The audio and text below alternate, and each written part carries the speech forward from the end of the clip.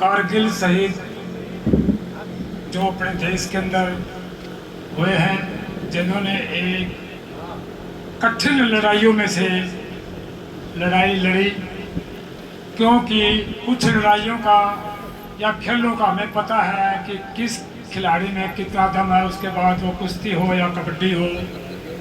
लेकिन ये जो कारगिल का युद्ध था, इसमें काफ़ी महीनों से दुश्मन हमारे भारतवर्ष के बहुत संसार के सबसे ऊंचे लड़ाई मैदान के जो रेवेंस था, उसके अंदर मोर्चों पे काबिज होकर के और अपनी सेना को जब भनक लगी तो उनको वहाँ से खदेड़ना बहुत ही मुश्किल था। हमारे भारतवर्ष के जो वीर योद्धा हैं, उन्होंने काफ़ी ऊंचाइयों पे चढ़ के गोला बारूद अमला सब राशन पानी साथ ले जाके काफ़ी मेहनत के साथ वहाँ पहुँच के दुश्मन को मोर्चों से भगा दिया। उसी कड़ी में शहीद सुरेंद्र सिंह, जैसे हमारे ये साथी पूछ रहे थे कि घटना क्या थी, 7 जुलाई 1999 को जैसे ही इस यूनिट को आदेश, और ये पहले से ही युद्ध में संलिप्त थी, इनकी प्लाटून को आदेश हुआ कि फलाने मोर्चे पर सुबह 4 बजे बमबारी होगी, और जैसे ही बमबारी से दुश्मन का सिर दब जाएगा तो इस प्लाटून को वहाँ जाकर अपना कब्जा लेना है। मतलब इन्होंने अपने फायर से बचते हुए और अपनी आर्टिलरी एयरफोर्स की जो मदद थी उससे दुश्मन को ध्वस्त होकर, लेकिन फिर भी वहाँ पाकिस्तानी आतंकवादी और सेना दोनों ही वहाँ जो लगी हुई थी, हमारे शहीद के प्लाटून के साथ सुबह 4 बजे जब इन्होंने रेंग करके अपने राशन पानी और हथियार के साथ उन मोर्चों में दाखिल हो चुके थे। दाखिल होने के बाद इन्होंने काफी नारे लगाए जोश के साथ, लेकिन वहाँ एक आतंकवादी कहें या जो पाकिस्तान का जो सैनिक था, उसने ये देखा अभी तेरा कोई चारा नहीं है, तेरे पास जो बम है इनमें से ये तेरे ही घातक बनेंगे। उसने साथ में ऐसे ही उन गोला बारूद को फेंकना शुरू कर दिया, और दुर्भाग्यवश हमारा सपूत सुरेंद्र सिंह जिस मोर्चे का डिफेंस कर रहे थे, उसमें ये एक बम जा गिरा। तो वो उस वक्त उस वीर गति को प्राप्त हुए। हमें दुख है इस घटना का, लेकिन आज 25 साल के बाद और जीवन पर्यंत ये गांव, ये देश शहीद सुरेंद्र सिंह का आभारी रहेगा, जिसने देश सेवा के लिए अपनी जान की आहुति लगा दी। तो मैं ज़्यादा न कहते हुए यही बातें, जैसे अपने गाँव वालों को सबको पता है, ये सपूत एक बहुत होनहार था। बचपन से ही इसके बहुत ये सुसज्जित और संस्कृत था। इसने हमेशा अपने माँ बाप, भाई बहन, काका ताऊ और समाज को बहुत एक ढंग से मान दिया। इसने अपनी पढ़ाई भिवानी के बैप्टिस्ट स्कूल में प्राप्त करने के बाद ये सेना में भर्ती हुआ था, और इसका जज्बा कुछ अलग था, और यही परमात्मा को मंजूर था कि जैसा उसका जज्बा था वैसा ही उसको गति मिली।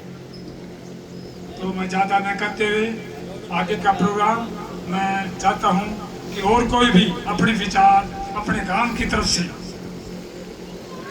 शहीद सुरेंद्र सिंह के बारे में देना चाहता हो तो वो आमंत्रित है, आए। गांव की तरफ से और कोई शब्द कहना चाहता हो, नहीं तो मैं अभी इस प्रोग्राम की जो कड़ी है, जैसा मुझे भी पता है और आपको पूरा बताएंगे। अभी ये एक सेवा दल है जो कि जैसे मैं आपको पहले बता रहा था, ये 10 मई से चल के सिरसा साइड से और अपने पूरे इलाके में शहीदों की जो स्मारक है उनसे वहाँ मिट्टी वगैरह से के पास में एक गाड़ी में बहुत अच्छी जोत है, उसको यहाँ से लेके और ये रवाना 4100 किलोमीटर की यात्रा पूरी करके 26 जुलाई को कारगिल का जो मेन स्मारक है वहाँ पर ये अमर जवान ज्योति पहुँचेगी। और वापसी में 15 अगस्त को जैसा कि इनका प्रोग्राम हमने पढ़ा है, ये अग्रवाह में वापस आएंगे। और मैं सेवा दल की बात से मेरी बात हुई थी, ये अपने ही इलाके के खासकर सोनीपत, पानीपत, चीन उसके ही युवा हैं जिन्होंने एक संघर्ष की ताकत अपनी आत्मा में पाले हुए और अपने शहीदों को याद करते हुए इस कदम आगे बढ़ रहे हैं। तो मैं अपने सभी बुजुर्गों से एक बार इनका दोबारा जोरदार तालियों से स्वागत करने की अपील करता हूँ। धन्यवाद। अभी जो है इस सेवा दल के मुखिया आपको अपने कुछ विचार देंगे, कृपया सुने।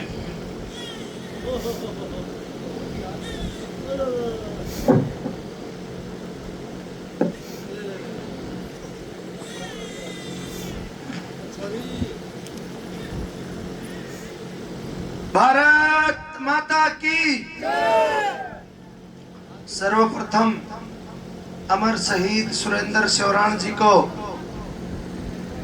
श्रद्धांजलि अर्पित करते हुए, नतमस्तक होते हुए कारगिल यात्रा के स्वागत के लिए गांव में पहुंचे सभी हमारे बुजुर्ग युवा साथियों का शहीद सेवा दल परिवार की तरफ से हार्दिक अभिनंदन है। साथियों, दो ही बातें यहाँ बैठे हर किसी आदमी के मन में है कि ये जो रथ सजा हुआ है, तिरंगा रथ, ये कहाँ से आया है, कहाँ जा रहा है, क्या मकसद है। तो तीन चीजें तीन ही लाइनों में संपूर्ण करूंगा। साल 1999 से लेकर के 2022 तक आप सब जानते हैं कि कारगिल विजय दिवस 26 जुलाई को मनाया जाता है। 2022 में जब 26 जुलाई नजदीक थी, चूंकि मेरा नाम सावन है, उस समय सावन का महीना था, अब भी सावन शुरू होने वाला है, तो हमारी 8-10 साथियों की मीटिंग हुई कि अब की बार हरिद्वार चलेंगे, भोलेनाथ की कावड़ लेके आएंगे। सबने अपने अपने विचार दिए। 2 टुकड़े हो गए 10 आदमियों के, 5 एक तरफ 5 एक तरफ।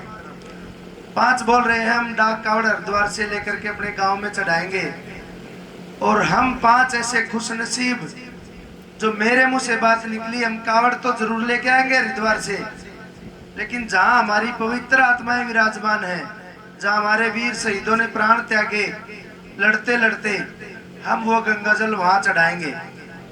वहां से शुरुआत हुई और हमने हरिद्वार से गंगा जल उठा करके कारगिल के द्रास वार मेमोरियल में चढ़ाया। साथियों, हम केवल 5 आदमी पूरे भारत के एकमात्र शहीद सेवा दल के सदस्य, ऐसा रिकॉर्ड कायम किया। आज तक वहां गंगा जल लेके कोई नहीं गया, सिर्फ शहीद सेवा दल के 5 साथी वहां पहुंचे, क्योंकि सैनिकों का रखवाला भी भोलेनाथ है, ये सच्चाई है। उसके बाद जब वो यात्रा कठिनाइयों से गुजरते हुए, खतरों से गुजरते हुए, 4-4 दिन हमें सेना ने वहां अपने कैंप में रखा। वो चीजें मैं जिक्र नहीं करूंगा क्योंकि खतरों का जिक्र नहीं करते, जो होता है वो सही है। खतरों से पार पाके इतिहास रचे जाते हैं। तो वहां कारगिल में बैठे बैठे हमने फिर निर्णय लिया कि ये तो केवल एक गाड़ी आई थी, अब की बार 5 आदमी लेकर के, अगली बार 10 गाड़ियां 50 आदमी लेकर के आएंगे। और ये रथ यात्रा जो चल रही है उसी का नतीजा है। 25 साल कारगिल युद्ध को पूरे हुए। लोग बोलते हैं सरकारों को करना चाहिए, सरकार कौन बनाते हैं? हम लोग ही बनाते हैं सरकार। तो सबसे पहले हमारा ही कर्तव्य बनता है कि हम अपने स्तर पर देश के लिए जितना भी योगदान दे सके उतना करना चाहिए। वो 2 लाइनें हैं कि वेतन नहीं वतन के लिए काम करें। एक मात्रा का फर्क है वेतन और वतन में, लेकिन भाव अगर जाएंगे, भाव बिल्कुल विपरीत। वेतन के लिए एक स्तर पर हम सभी काम करते हैं, तो वतन के लिए भी थोड़ा बहुत करना चाहिए। ये यात्रा उसी का हिस्सा है। इतना सा हमारा मिशन है। फिर जिक्र चला कि इस यात्रा को भव्य कैसे बनाया जाए। अब लोग कहते हैं भाई एक गाड़ी लेके स्टार्ट करके चल पड़े, यात्रा निकाल ली, अपनी तो संतुष्टि होगी, इस यात्रा को भव्य कैसे बनाया जाए। तो साथियों पहला कदम ये था कि हम हर कारगिल शहीद के गांव-गांव होते हुए निकल रहे हैं। ये सामने रूट मैप लगा है, पढ़ने में 1 मिनट लगेगी, सोचने में, इसके और धरातल के ऊपर लागू करने में आप बताइए कितना समय और कितनी मेहनत लगती होगी एक रूट तैयार करने में। उसके बाद भी हमारे को शांति नहीं मिली, इसको और ज्यादा भव्य कैसे बनाया जाए।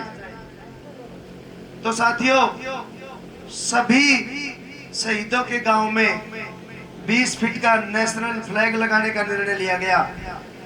शहीदों के सम्मान में इससे बड़ा हमारी नजर में तो कोई काम है नहीं कि शहीद के सम्मान में फ्लैग लगाएं। और आज 11वें दिन सिरसा से शुरू होकर के आज 11वें दिन हम आज शहीद सुरेंद्र जी के गांव में पहुंचे हैं। 98वें दिन तक यात्रा चलेगी। भौगोलिक 44 डिग्री का जो टेम्परेचर है, वहां से 4 डिग्री टेम्परेचर या -4 का भी रहेगा जब जाएंगे। तो हर तरह का मौसम देखने को मिलेगा, हर तरह के लोग देखने को मिलेंगे। आज पूरे हरियाणा में सबसे पहले जिला भिवानी के दैनिक जागरण ने हमारी पूरी स्टोरी अखबार में छापी है ना, तो आज तक अखबार में भी किसी ने नहीं छापी थी। आज आप दैनिक जागरण पढ़ेंगे आज का, तो उसमें सारी चीजें आपको बाकायदा छपी मिलेंगी। और फिर यात्रा में मिलने वाले लोगों का जिक्र ना हो ऐसा भी नहीं होना चाहिए। हम 10 दिन में हमने अपनी जेब से ठहरने के लिए, खाने के लिए एक भी पैसा खर्च नहीं किया, एक भी पैसा। इस बात के लिए उन सेवा भाव रखने वाले लोगों के लिए ताड़ी जरूर बजनी चाहिए। अब लास्ट की रात का जिक्र करूंगा। यहाँ कोई नेता नहीं बैठा, सब हम एक जैसे बैठे हैं। हमारा रथ रात में खड़ा था ओबरा गांव में शहीद के पेट्रोल पंप पर। वहां जाने के बाद पता चला कि वो भी कारगिल शहीद है, लेकिन है राजस्थान के। तो हमने तुरंत फैसला लिया कि हम वहां भी परिवार को सम्मानित करेंगे, वहां भी एक फ्लैग लगाएंगे। वहां भी हमने एक छोटा फ्लैग लगाया पेट्रोल पंप के ऊपर, शहीद महेंद्र सिंह गोदारा के सम्मान में, जो राजस्थान के राजगढ़ तहसील के रहने वाले हैं। सबसे पहले वो बोले भाई आप हमारे यहाँ रुकोगे। उसके बाद सरपंच साहब बोले कि बड़दू से निकल गए, रात को यहाँ क्यों नहीं रुके। दाना पानी तो लिख रखा भाई कूड़ल की गौशाला में, अब रुके कहाँ।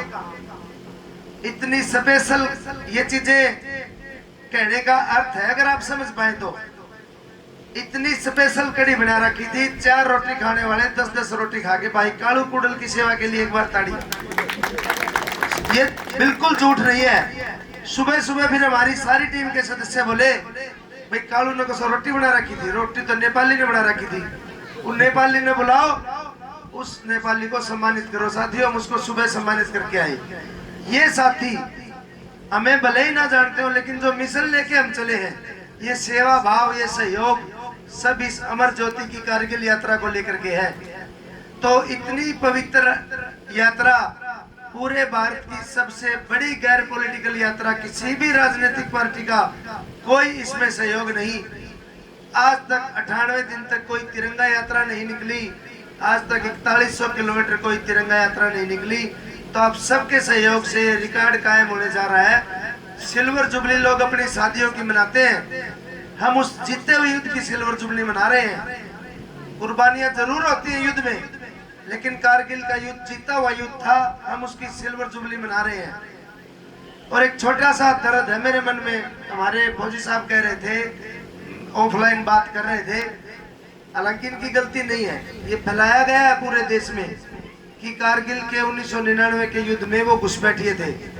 हम सिविलियन लोग हैं, आप सर्विसमैन रहे हैं, वो घुसपैठिए नहीं थे, वो पाकिस्तानी फौजी थे, ट्रेंड थे बिल्कुल। घुसपैठिए इतने ट्रेंड नहीं होते, वो पूरी ट्रेंड सेना थी। क्या नहीं थी सर? पूरी पाकिस्तान की सेना थी वो। आज तक भी लोग हमारे भारत में ये बोलते हैं वो घुसपैठिए थे। घुसपैठिए की इतनी औकात नहीं हो सकती कि वो इतने दिन भारतीय सेना का सामना कर सके।